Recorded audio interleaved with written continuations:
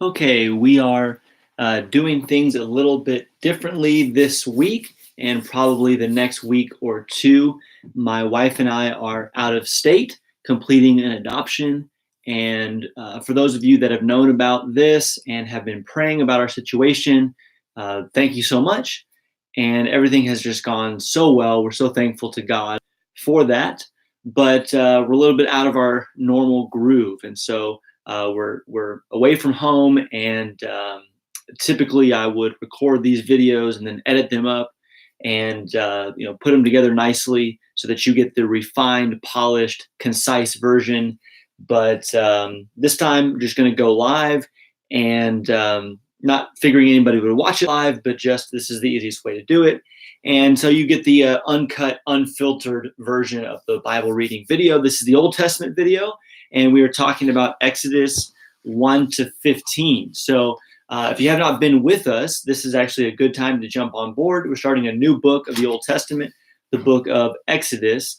And these first 15 chapters discuss the story of the Exodus, the familiar story where the people of Israel, Jacob's family that because of Joseph were brought down to Egypt at the end of the book of Genesis, were enslaved. As the years went on, as their population grew, they were slaves to Pharaoh and to the Egyptians. They cry out to God. God sends Moses. He sends the plagues and eventually leads them out, crossing the Red Sea, and they are free from Egypt and into the wilderness on their way to Mount Sinai. That's the familiar story. That's kind of the first half of the book of Exodus, which can be thought of as the first half getting us to Mount Sinai, and then the second half of what happens once the people get to Mount Sinai.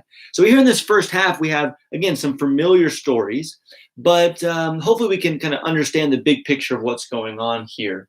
Maybe to set the stage for those of you that are Narnians out there, the book Prince Caspian, C.S. Lewis's Chronicles of Narnia, Prince Caspian is about the reclaiming of Narnia for the Narnians. And so Caspian is the rightful ruler of the Narnians, and he has led a band of Narnians with the four Pevensey children, Peter, Susan, Edmund, and Lucy.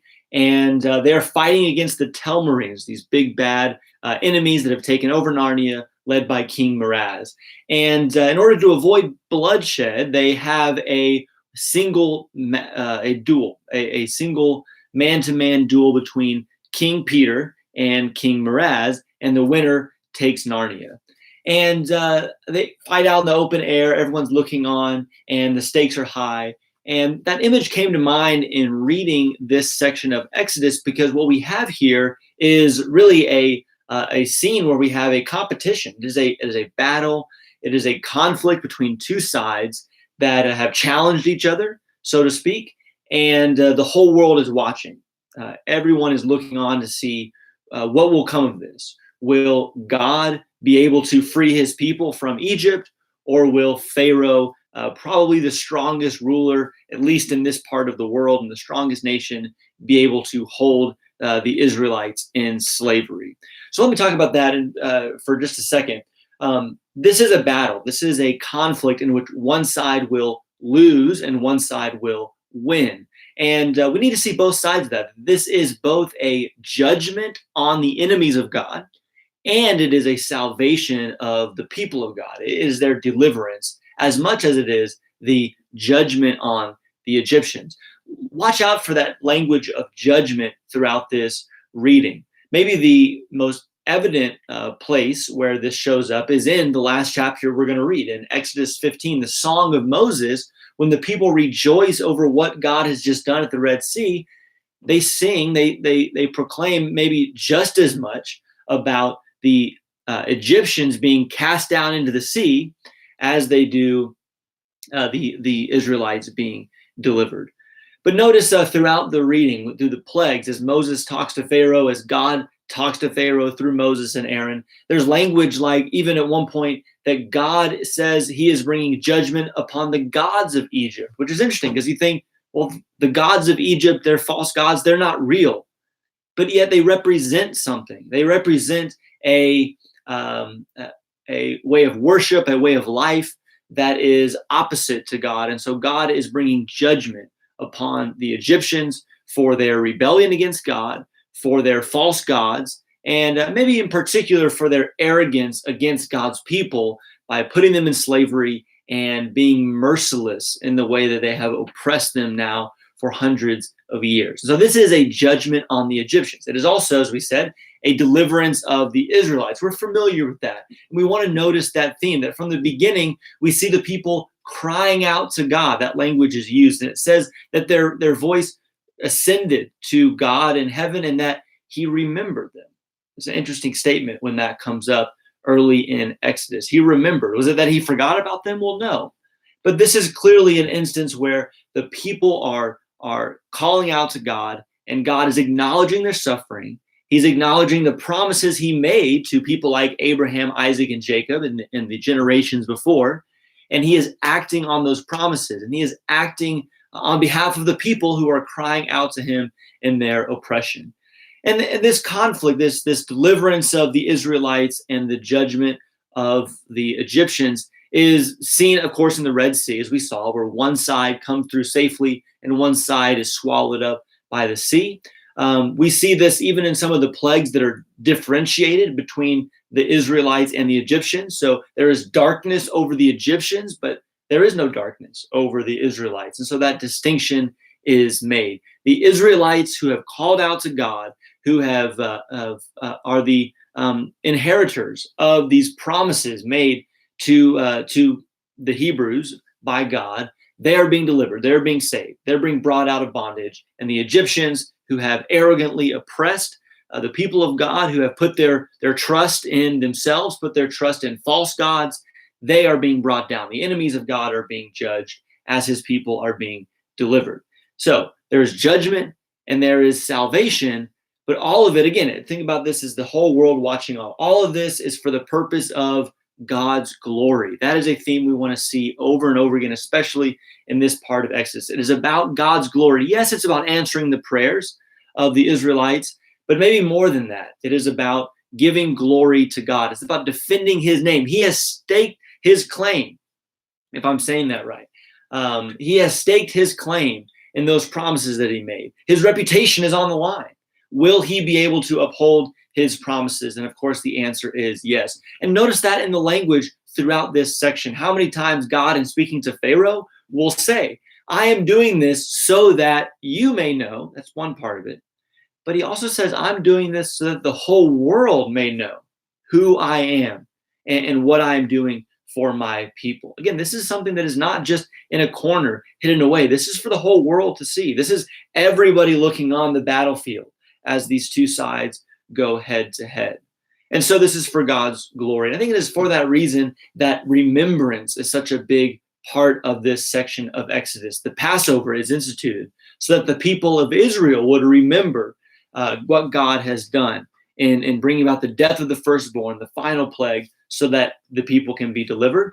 The Song of Moses is another example of that in chapter 15. This is so that the people would remember who it is that delivered them, remember what God has done for his people. But again, that language of that all the world may know. And when we get later on in the story, people like Rahab will say, yeah, we've heard of what's been going on. The whole world is watching.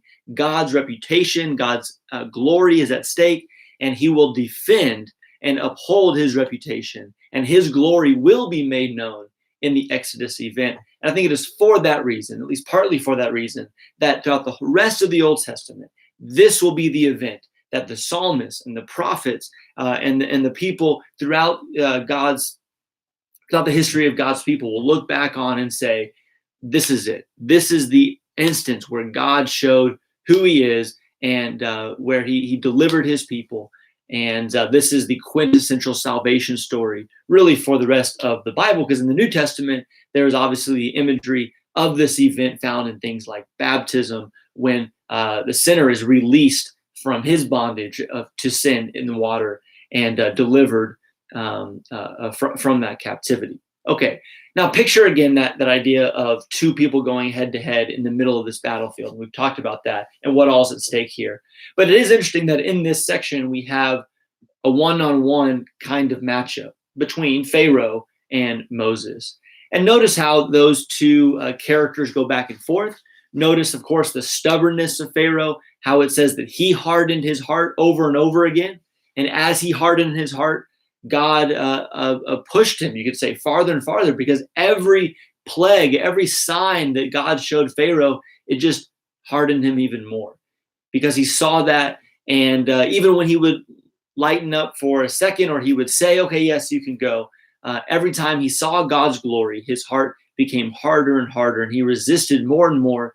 And the more he resists, the more stubborn he is, God just lets him have his way. And it actually ends up being not only the way that his own demise comes about, he chases after God so hard, chases after the people, resists so much that he literally drowns himself, resisting God's power. And this is the problem with going live, is if you lose your train of thought, that's it.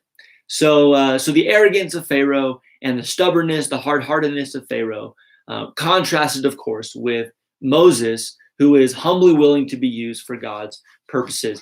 Moses' background story is so fascinating to me, and it's interesting that there's only really a couple chapters devoted to all of this. Think about growing up as Moses, as a prince of Egypt, growing up in Pharaoh's house, the glory, the honor, the power, the riches that would have come with that. But yet, at some point, for whatever reason, choosing to identify with the Israelites and going out and representing them, first in a kind of arrogant and hasty way, but then after 40 years of living in the wilderness himself and being a shepherd and being a husband and being a father, coming back then ready to lead his people. At that point, almost we could say not strong enough, not confident enough.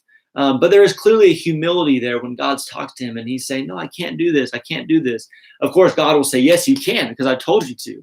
And I have the power to use you for my purposes. But we see Moses willing to be led, and through the power of God and the word of God working through him, he is able to represent God, represent his people, and be the great deliverer, of course, modeling the deliverer that will come later in Jesus, who himself will be delivered as a baby in Egypt, coincidentally enough, and will grow up as not very much, and then will bring about the salvation for God's people.